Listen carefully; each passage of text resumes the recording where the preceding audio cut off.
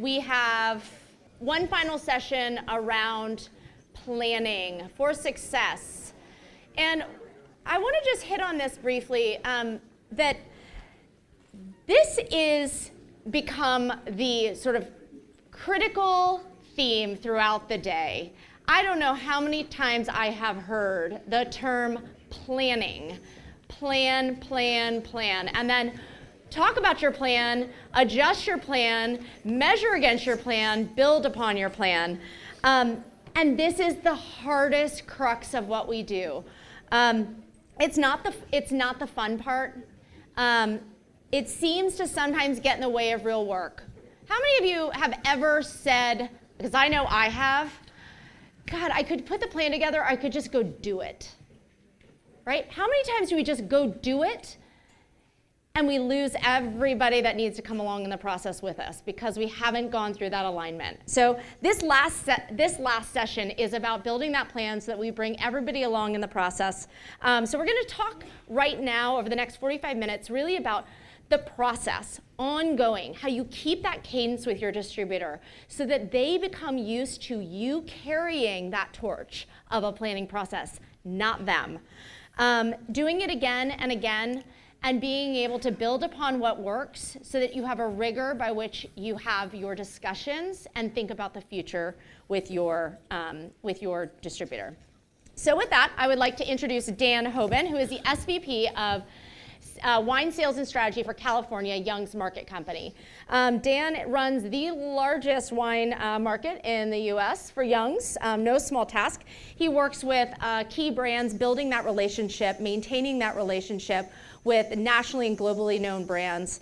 And he works on developing and executing a variety of go-to-market strategies. His real specialty is how do we make this brand work for both of us in the biggest wine market in the US.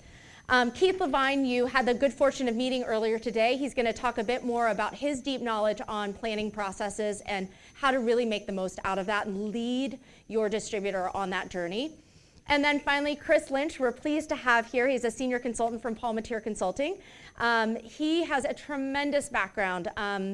He not only has his own brand and sits through some of the same pain and struggles that you guys are dealing with, but he's also been on the big company side, having worked as an exec in marketing, sales, and PR for Beam, Allied Demec, Shandong, KJ. He was also the president and chief development officer for Trolato. The list could go on and on. So we are so pleased to have you all here as this final session. So what I'd like to do, if it's okay with you, like I've done with everybody that has had this hot seat, seems like all the distributors. I don't know if you're looking to me for protection, because I don't provide it. Just in case people throw stuff. Right, exactly. Can you start off, what I'd like to do is just get a sense of some of the key 2 or 3 elements that are most critical to suppliers really acting as sort of in that leadership role of managing a cadence and distributor planning.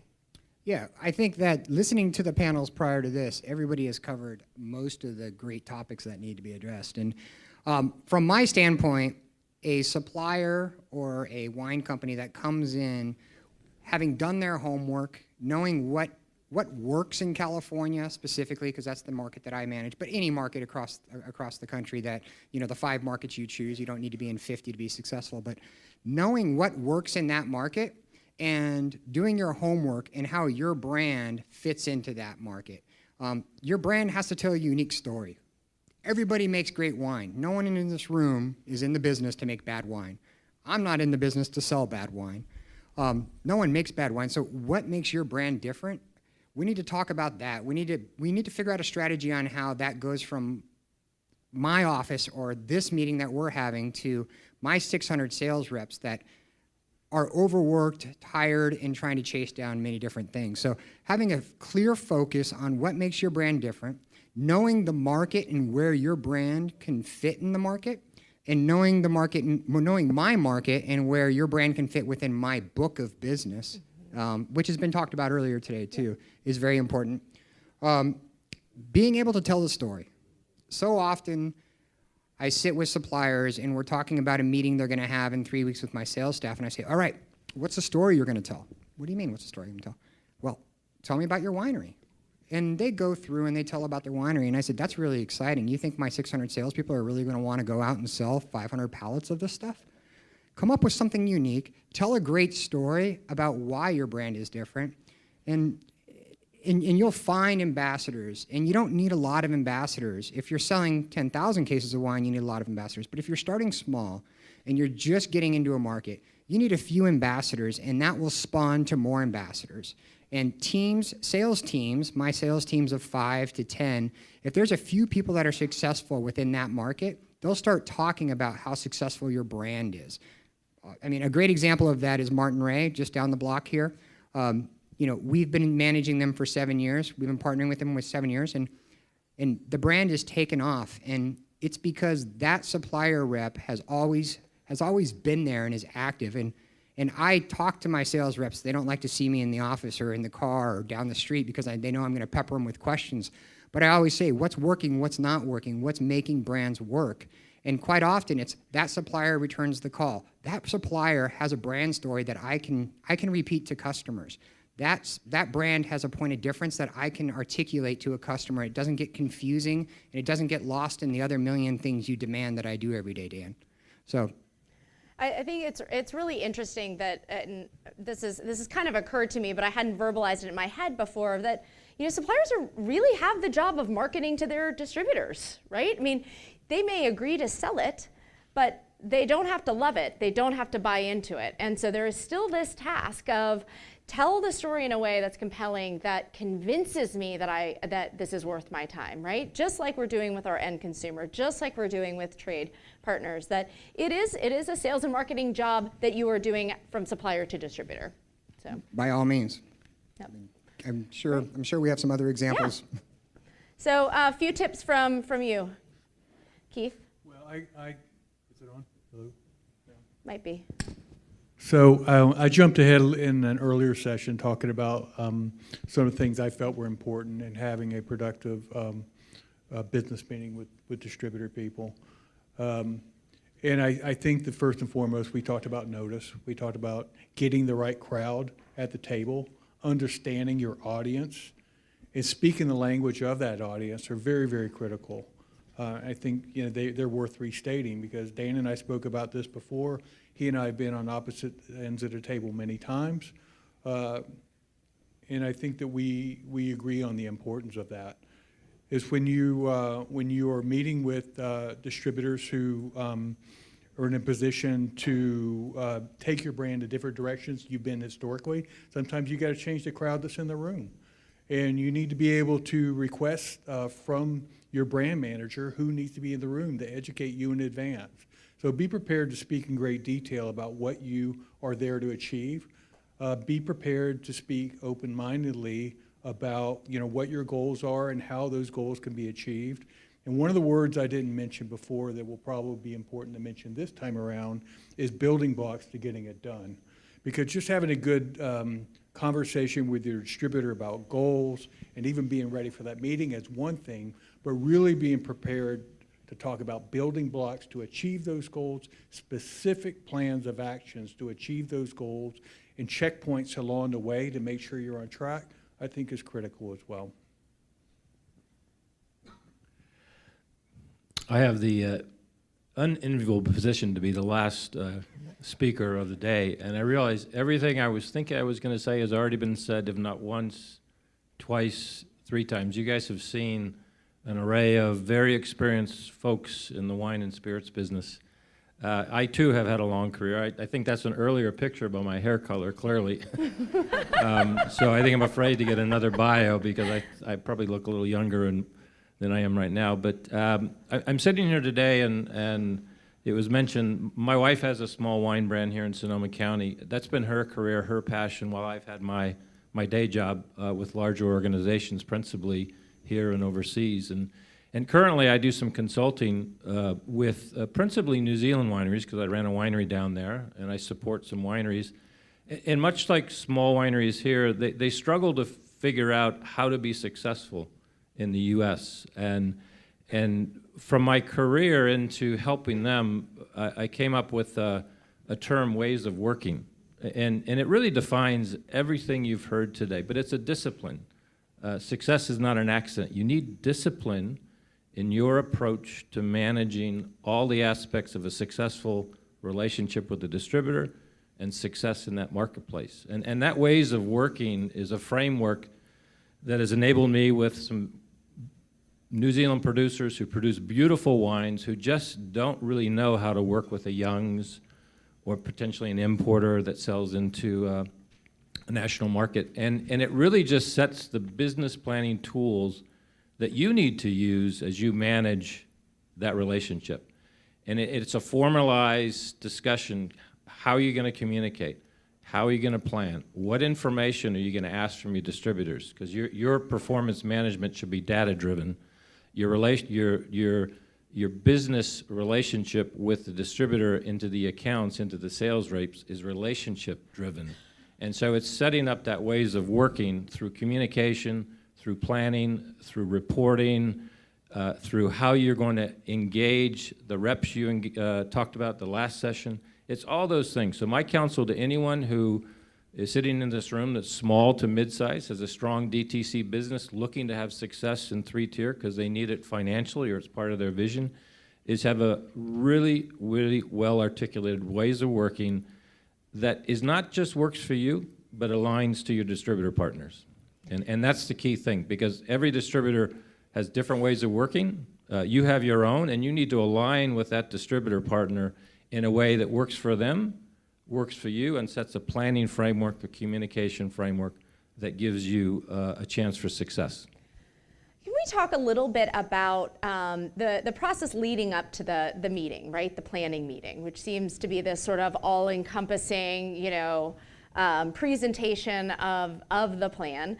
But obviously there's a lot of work that goes into that beforehand, and presumably a lot of work and interaction with the distributor. Can you all talk a little bit about how that process works, when you need to, the final deadline of the presentation of everything happens at X date. What happens leading up to that? Who does the supplier need to talk to? And how do they work to get feedback, early feedback and alignment, so that by the time you go into that meeting, it's not sight unseen, it's been reviewed by some key players, and you know sort of where your stumbling blocks are, and you've potentially, hopefully overcome some of those ahead of time. Depending on what kind of meeting it is. If we're talking about an annual planning meeting, I think you need to, I think you covered this earlier, you need to be thinking about 3 months in advance about scheduling your meetings, if not a little bit further. Addressing who you want at the meetings, whether you want the wholesale principal, whether you want the general manager, some sales leads, some executives, your portfolio manager. And quite often, at least at Young's Market, I know at Southern Glaciers, they have portfolio managers that manage portfolios. Working with them, they have the pulse of what makes the company function, what the company likes to see, meetings that have been successful in the past. So if your market manager can partner with your portfolio manager 3 weeks in advance leading up to the meeting and going through the meeting and saying, this is an early example of my deck. These are the topics I want to talk about. My owner is going to want to talk to Chris Underwood in my case. Can we allow that time to have lunch? Making sure that what is expected to come from the meeting is clearly stated, and then working through some of the wrinkles. I just went through a meeting that I just had planning for that starts in July. We just had a great meeting, and I saw the deck 3 weeks ago, and we worked through some of the things prior, so the meeting went smoothly. We worked through some of the things that I was able to work with my sales manager, saying, hey, can we put this to bed before we get in there so it doesn't go sideways? Or can we look at this and maybe come up with some ideas on how we address this prior to going into the meeting? So the earliest lead time you can give the team, the better off. If you're sending over a PowerPoint tonight at 6:30 because you just got it done and you're thinking I'm going to read it for my 9 o'clock meeting tomorrow morning, I think my kids would be frustrated. Because that's not going to happen. So the earlier you can talk to your wholesaler, the better.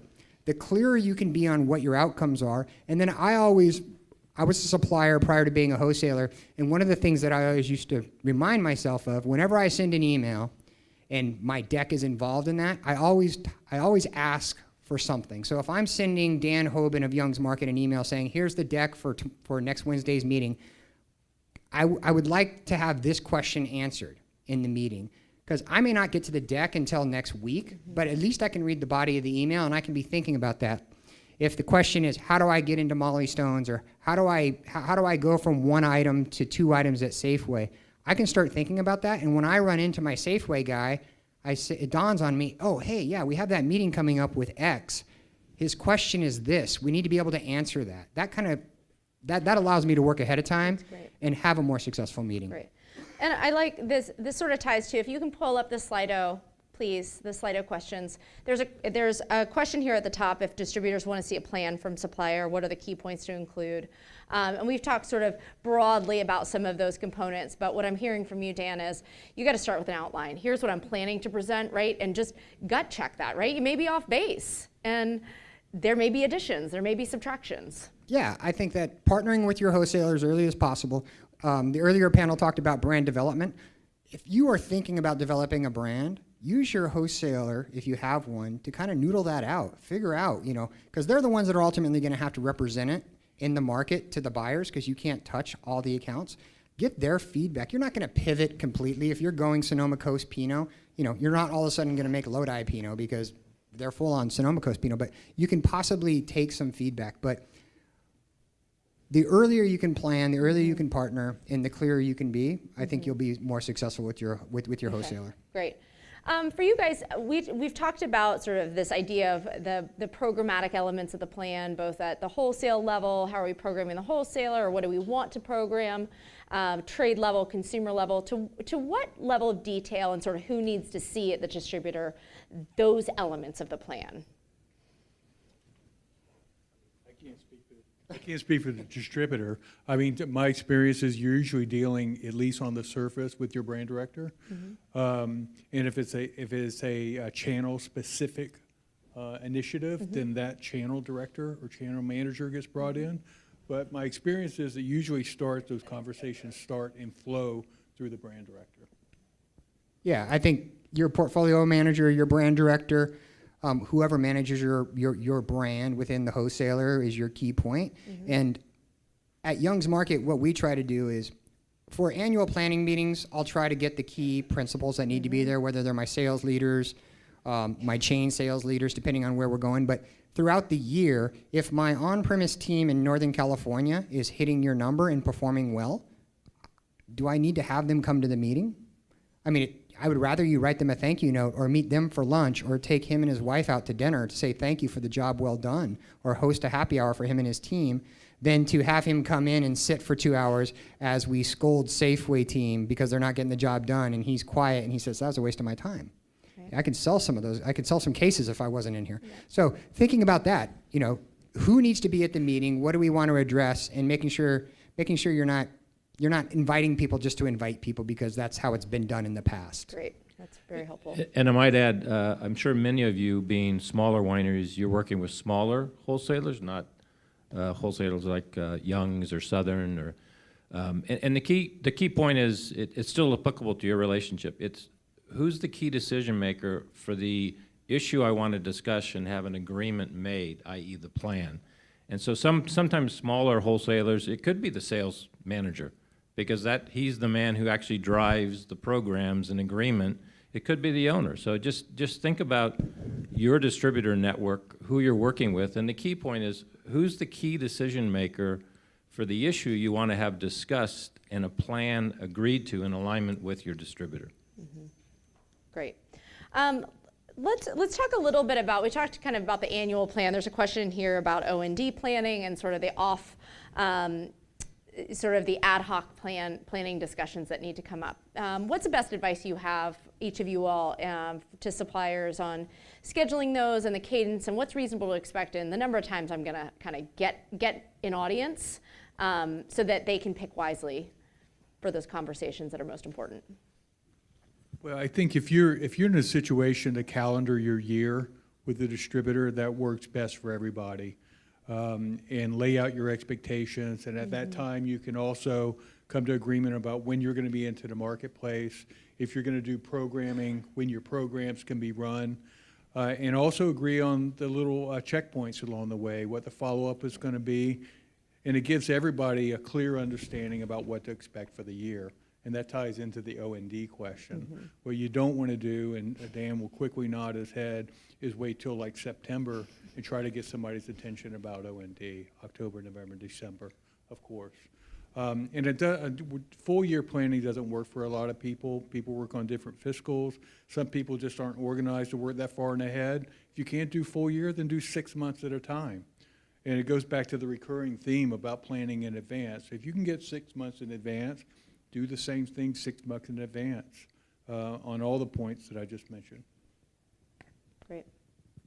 And I would add, when I think about the rhythms of an effective planning process, I would encourage you to have an annual meeting with your distributor, preferably in person. And that annual meeting sets the plans for the year. But the second most important thing is you should be getting information from your distributor about how your brand's performing. And I actually don't think depletions. I think distribution points, sales velocity, account retention. We've heard the distributor, Jeff, say several times it's account planning. That's what they focus on. And because that actually is the health of a brand, your brand, is driven by those metrics. The depletions are the result. Your shipments are the result, which is your financial business. But you need to work with the distributor to get the information on a regular basis, monthly, bi-monthly, quarterly, because your ability then to also have scheduled touch points, you get to address the issues. If everything's going well, celebrate success. If you notice that your trends, your distribution, sales velocity are not what you thought they would be, then you can overlay programs that address the issues you're identifying working with your distributor. I don't know if that makes sense, but that's kind of how I think about it. What is reasonable, Dan, from a performance reporting standpoint? Is monthly reasonable, and to what level of detail can small suppliers sort of expect they'll get what they're looking for? I think in my book, the small suppliers are my favorite suppliers. They have more ideas, normally because they're working twice as hard as my big suppliers, to get the market share that they want. So I enjoy talking to them. The other thing I will ask every supplier I talk to, but normally my small suppliers because they're working twice as hard, is how is my team doing? When you have that work with, I want feedback on my team. Not that I'm gonna, not that people are gonna lose their jobs by giving me feedback, but where are my weaknesses as a company? Do you notice that my team is not educated on wine? They're just a spirit house. Or do you notice that they talk only about wine and they don't talk about spirits in some cases? So I think that touch points monthly for me is great. I talk to a majority of my suppliers monthly. Some of them I talk to a couple times a week. The ones I really enjoy, we have relationships with. They know when my birthday is and I know when their birthday is. When you get to that level of a relationship, no matter your size to the supplier, to the wholesaler, you have that, and you can make that relationship. Talking about batting outside your weight or swinging, whatever your analogy was. Punching above your weight. Punching above your weight. When you have that relationship, and somebody can call me on Saturday morning at 8 o'clock, and I pick up their call, you know there's a relationship there, and that's important. So. It's going to take some time. You're going to have to be patient with developing that relationship because it can't be forced. But when it does come, you'll be able to work with that relationship, and you'll have fewer meetings, but you'll have more phone conversations, or you'll meet for lunch instead of having a big let's bring 6 people in the room to discuss one topic. Let's meet for lunch and talk about business for 5 minutes and talk about our families or the last golf round we played or our vacation. I mean, that's a relationship, and that's what really makes it work. It's a relationship business. Sommeliers, buyers, wholesalers, winemakers, it's all about personality, I feel. Great. Let's talk about, Chris and Keith, in particular, any examples you have of how you addressed in the planning, as part of the planning and performance evaluation process, as you're setting the plan or you're recapping the plan. An instance where a distributor, you didn't feel like lived up to the plan, or they feel like you didn't live up to your part of the plan.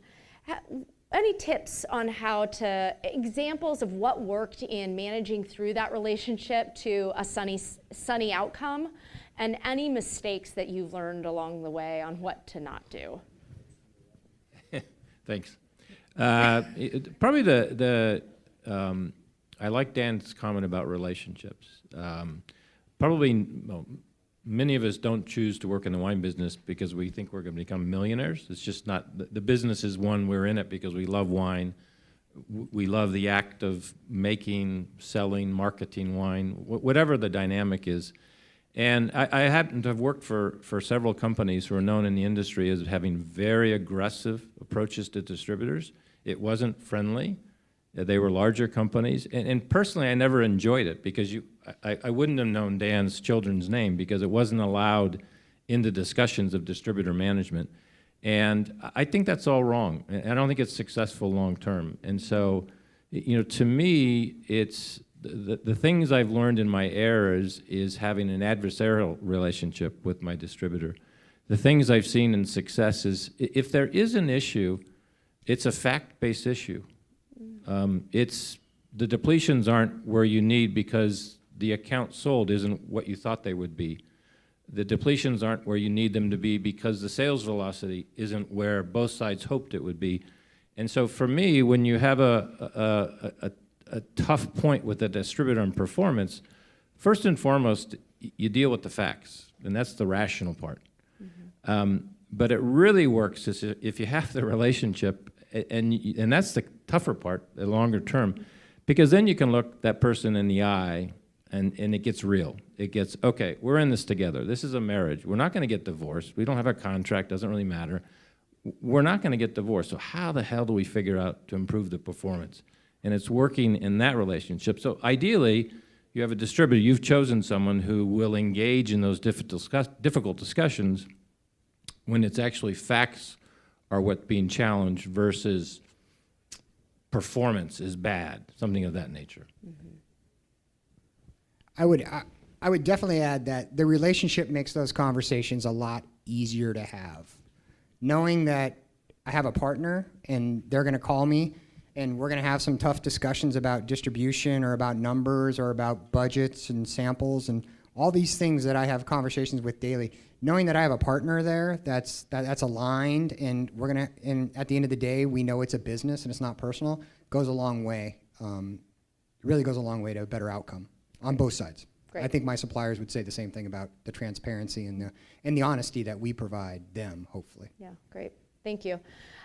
Keith and Chris, in particular, I want to ask you a question about the difference in the planning process between small suppliers or small distributors and large distributors, and sort of key differences and similarities that you found that you need to understand in order to employ the best approach.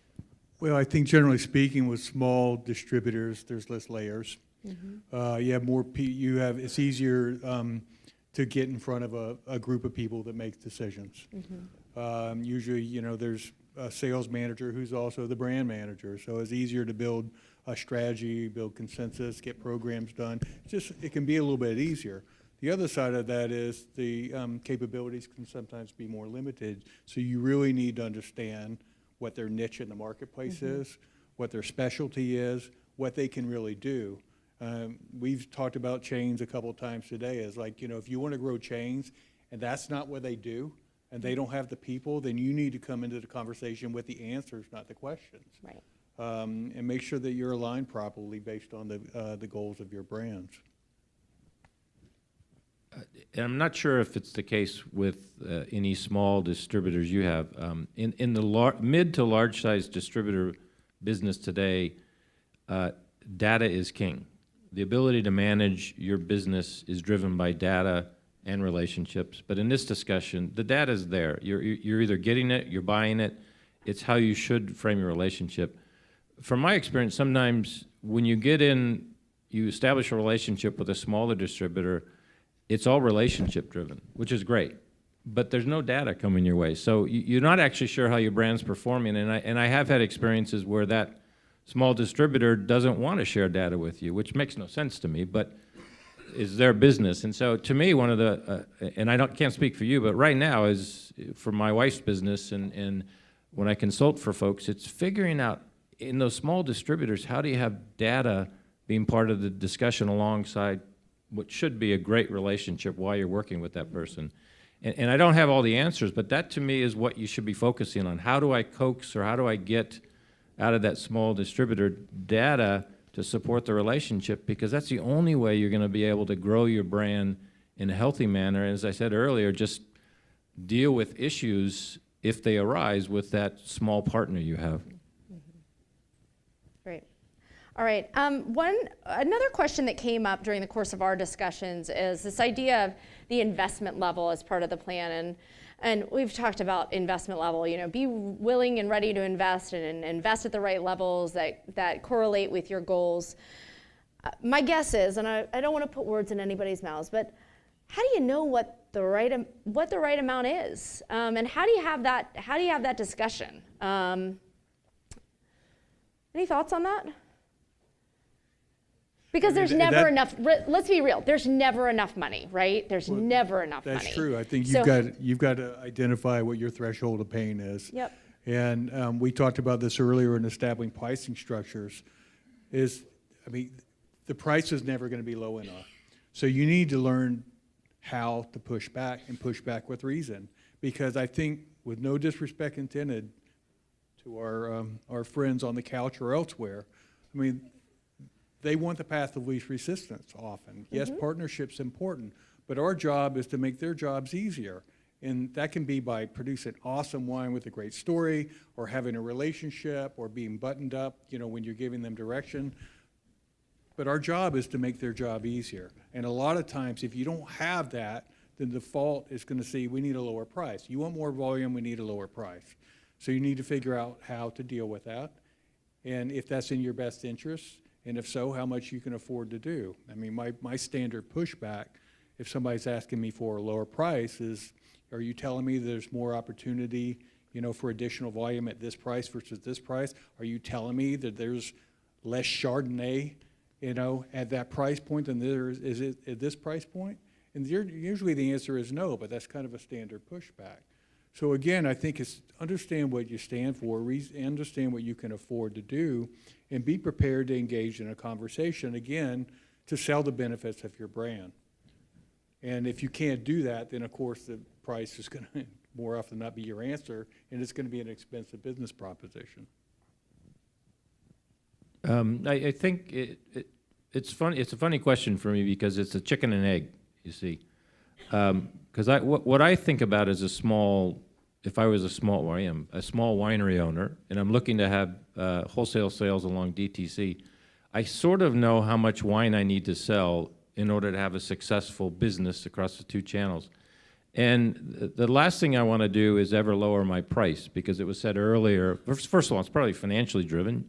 You have a certain cost of goods, and your COGS are nowhere near as efficient as larger wineries. And so you're always struggling with your cost of goods.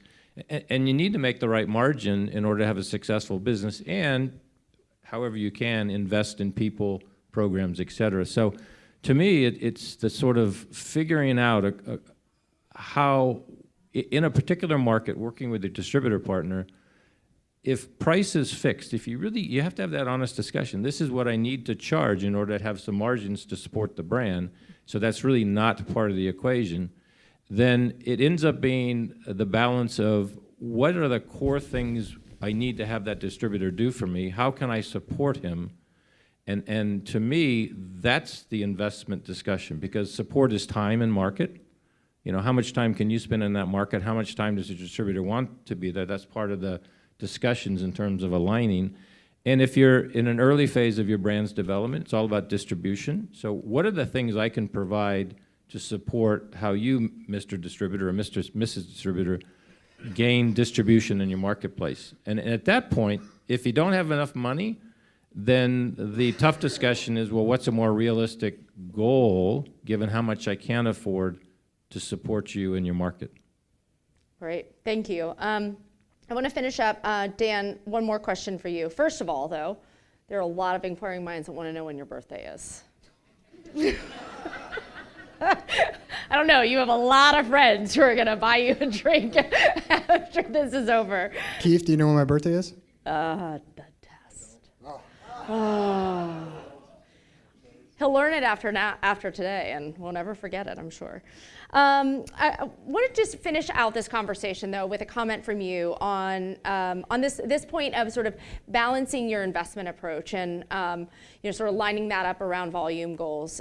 Is it what I'm hearing from what Chris just said, and want to check this with you, is if you have multiple channels that you're trying to program out and you have growth expectations against, your distributor may come back to you and say, listen, like this is your spread too thin.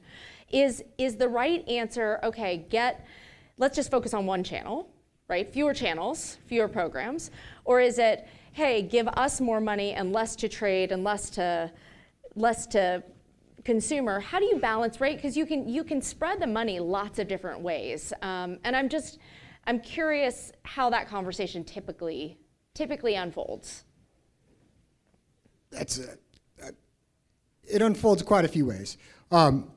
First of all, you don't need to be a huge success in all three channels to be successful. Pick a channel. If it's on-premise, be great on-premise. Phil Market will tell you that he wants his A1 pavilions in Southern California that he's developing, he wants them to read like a wine list. So when he calls on my team, or my team calls on him, he doesn't call on us, we call on him, part of the presentation for new items is we run an on-premise report around his new pavilion that he's opening up, and we say, we're pitching you this item because there's 22 restaurants that currently use it by the glass, and there's 44 restaurants that have it on the list. These are the kind of brands that you want, Phil, because you want to be in front of the new trends. So figuring out what channel you want to be in, you don't have to be in all channels. Invest your resources into those channels and be good at those channels. Be different in those channels and win, and then the other channels will come calling.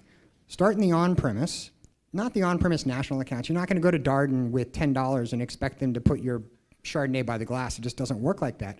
But develop it locally, build it out from there, and then Oliver's will come calling. Nugget will come calling. Molly Stone's will come calling. It makes it easier for the off-premise team to sell because the on-premise has been successful.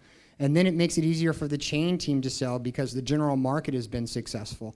Build it from there. Everyone thinks that maybe going to the chains is the big success. Yeah, going to the chains is great for the first year. Do you know the matrix for keeping your brand alive in the chains? You have to hit a hurdle rate. What good was it to not hit the hurdle rate and have a 12-month swing, having one SKU in a store that's not going to repeat, and then you find out you're DC'd and now you're back to ground zero. So pick the channel that you can afford, where your resources are aligned. If you have a great on-premise salesperson, manager in your company, go on-premise. If you have a rock star off-premise independent person, go off-premise independent. There's plenty of room for more great brands with great stories at the right price point. And then have your goals aligned with your resources. If you're coming in and asking me for hockey stick growth, I'm going to ask you for hockey stick budget. It's kind of how it's going to work. Very few brands sell themselves. A lot of brands most brands require pushing, and most brands require a lot of reselling over and over again. I think you guys would agree, right? And that costs money, unfortunately. It costs my money and my team's street time and our bandwidth, and it costs, unfortunately, suppliers money and actual capital to support samples and host dinners and do all the things that are required to build these brands. And hopefully, over the course of a time, you can trickle that down, and both your wholesale partner and you can benefit greatly on the GP side once you get a brand up and going. Great, awesome. We are about at the close. We've got just a few minutes between the end of the day and the start of our wine hour. So I want to thank our esteemed guests, Dan Hoban, Keith Levine, and Chris Lynch. Thank you guys so much. You guys are great. So just as we close the day, you guys spent a lot of time discussing or hearing a lot of ideas that hopefully have shifted your perspective, right? This is where we started today. New perspectives, generating new ideas. Hopefully you gathered some new thoughts on how to move your business in a different direction, to improve that relationship between supplier and distributor. The hardest part now is action. And we just talked about planning your distributor. Just as hard, if not harder, is planning for yourself. We talked about focus. We talked about the hard choices that need to be made about where you want to place your bets, how you're going to tell your story, who you want to align yourself with, what your negotiating points are going to be. Those are hard decisions that probably don't just involve you. They involve you along with a team of folks. In the back of your workbook, the start of that exercise happens when you leave this room. So if I had one thing to ask that would make this conference different from every other, hopefully that you've attended, is pick the 2 or 3 things that you heard out of today that you're going to start implementing walking out of this room. So that's all I wanted to add. Just a tremendous day, and thank you to all of our speakers and to George. Thanks, Laura. I just want to thank everyone for spending your day with us. I really want to thank Laura. You did an unbelievable job today, moderating, being on the hot seat all day. I obviously want to thank all of our speakers. For everybody who spoke today, as you guys could tell, tremendous experience. They're all very, very busy, so thank you guys for giving up your valuable time. Our tabletop exhibitors, and of course all of our sponsors, and you again for being with us.